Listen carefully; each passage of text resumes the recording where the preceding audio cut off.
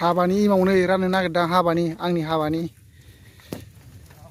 जौ संहोनो आरोखि ना जोंनिब्रा आंनि दालाय आया जोंनिखौ मिथियाखै नोङो आंनिखौ आरमंगल जाबाय आइया हिनजाव गोदान दंफैयो खेल गैया आरो नोङो थोस दा नाय औ बेनो एमावा रानगासिनो आरोखि ना आङो गामि गामि फैदा ओरैगोन आङो बैहाय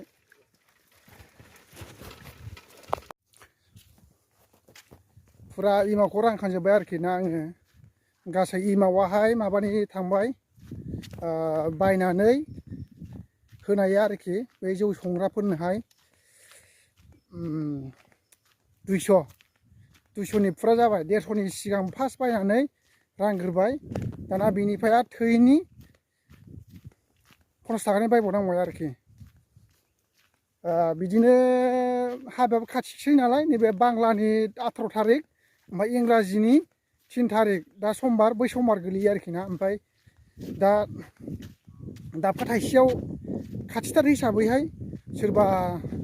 दाबखा थाइसेयावहाय 6था होयोनो सोरबा 7था होयोनो